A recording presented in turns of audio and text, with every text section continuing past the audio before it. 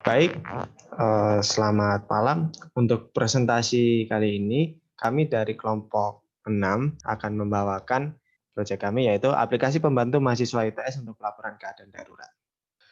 Yang beranggotakan ada Nadira, NRP 052058, ada Aisyah Zakia 052082, ada Kevin 052069, ada saya Aditya 05200128, dan ada Dortes Andato 0527.003. Dan yang akan kami presentasikan adalah bab 1 terkait database planning. Untuk penjelasan proses bisnis saat ini, yaitu proses ini diawali dengan mahasiswa ITS yang hidup di kos mendapat permasalahan darurat. Seperti contoh pada narasumber kami kehilangan motor. Ketika mahasiswa mendapatkan masalah, mahasiswa harus melaporkan permasalahan tersebut ke lembaga terkait. Mahasiswa selanjutnya menelpon ke kantor pelayanan masyarakat, dan selanjutnya mendatangi kantor lembaga pelayanan tersebut yang alamatnya mahasiswa tersebut didapat dari Google. Selanjutnya mahasiswa narasumber mendatangi kantor tersebut. Namun ketika melakukan pelaporan di kantor, mahasiswa tersebut diwajibkan untuk membawa berkas yang belum dipersiapkan sebelumnya. Kemudian mahasiswa mempersiapkan berkas-berkas yang diminta saat melakukan pelaporan tadi. Dengan akhirnya mahasiswa kembali ke kantor untuk meneruskan pelaporan hingga pelaporan diproses oleh pihak yang berwajib.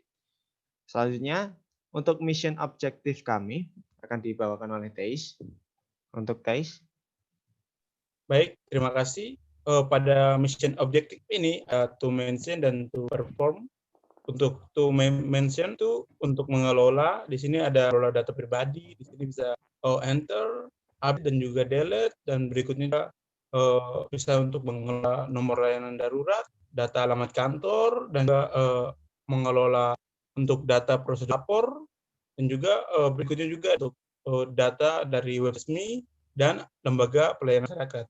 Begitu pada performnya di sini juga dari sistem kami sudah menjaga di sini untuk melakukan pilihan seperti menambah, menghapus dan juga mengupdate data pribadi, data nomor layanan darurat dari performnya bisa diupdate, diedit, ditambah. Lalu berikutnya juga untuk data alamat kantor dan data form prosedur pelaporan. Lalu untuk melakukan pencarian pada data website resmi dan lembaga pelayanan masyarakat. Baik, selanjutnya ada definisi sistem yang dibawakan oleh Nadira. Ya, baik. Jadi sistem yang kami bawakan ini adalah sebuah aplikasi, di mana aplikasi ini menciptakan suatu pelayanan darurat khususnya untuk mahasiswa ITS yang hidup di kos. Ketika mahasiswa mendapat situasi darurat, mereka akan melakukan permintaan data yang dibutuhkan. Lalu, sistem kita ini akan memberikan data sesuai yang diminta oleh user.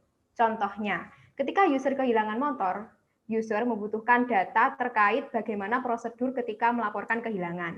Untuk mencari data tersebut, user akan diarahkan terlebih dahulu ke data lembaga pelayanan masyarakat, yaitu kepolisian.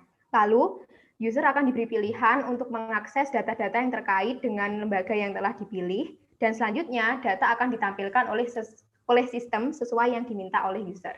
Lalu selanjutnya ada sistem boundary untuk Kevin, silakan. Baik, untuk sistem boundary di dalam sistem ini terdapat dua batasan. Batasan pertama yaitu untuk membatasi data pribadi dengan data yang lain, sehingga data pribadi hanya dapat dilihat oleh user pribadi. Lalu, batasan kedua yaitu untuk membatasi data prosedur lapor dengan pelayanan. User view Polsek ini identik dengan user view Medicine ITS. Jadi, user view dari Polsek dan Medicine ITS hanya dapat menampilkan dan modifikasi data pelayanan serta data prosedur lapor sehingga tidak dapat melihat data pribadi. Lalu, pada user view pribadi, user dapat mengakses dan memodifikasi data pribadi milik user tersebut serta dapat mengakses data prosedur lapor dan data pelayanan. Seperti ini sistem boundary. Dan selanjutnya ada identifikasi user view utama. Jadi terdapat 4 user view pada aplikasi ini, yaitu pribadi, Polsek, Medsen, dan admin. User view pribadi adalah pandangan user secara umum di mana dapat mengakses dan memodifikasi data pribadi, namun hanya dapat mengakses tanpa memodifikasi data nomor layan darurat, data alamat kantor, data prosedur lapor, dan data website resmi. Lalu selanjutnya ada user view Polsek dan Medsen. yang memiliki kesamaan, yaitu dapat mengakses dan memodifikasi data nomor layanan darurat, data alamat kantor, data prosedur lapor, dan data website resmi tanpa dapat mengakses data pribadi. Dan untuk user view admin adalah pandangan user yang bisa mengakses serta memodifikasi data lembaga pelayanan masyarakat, data nomor layanan darurat, data alamat kantor, data prosedur lapor, dan data website resmi. Seperti ini. Lalu selanjutnya ada penggalian fakta dibawakan oleh Aisyah. Ya, jadi ada penggalian fakta. Yang pertama, penggalian fakta penjabaran sistem proses bisnis. Nah, metode fact finding yang digunakan adalah interview dan questionnaire. Tujuan dilakukannya fact finding ini adalah agar dianya keakuratan data sehingga dapat mengantarkan pada keberhasilan proyek. Selanjutnya penggalian fakta perencanaan basis data atau pernyataan Basis misi. data. Suatu perencanaan basis data memerlukan beberapa data yang menunjang database sistem yang akan dibuat. Teknik penggalian data yang digunakan yaitu interview dan kuesioner. Interview dilakukan bersama beberapa narasumber yang memiliki pengalaman terkait situasi darurat tersebut. Dan data interview yang berasal dari beberapa narasumber dikumpulkan selama 3 hari. Dalam menyusun data yang telah terkumpul, dibutuhkan beberapa persiapan seperti membuat beberapa pertanyaan terkait dengan informasi yang mempengaruhi database, yaitu memverifikasi permasalahan, menggali permasalahan tersebut, menggali data yang dibutuhkan, dan memastikan data yang dibutuhkan. Seperti itu. Dan sekian dari kami. Apabila ada salahnya, kami mohon maaf. Dan sekian.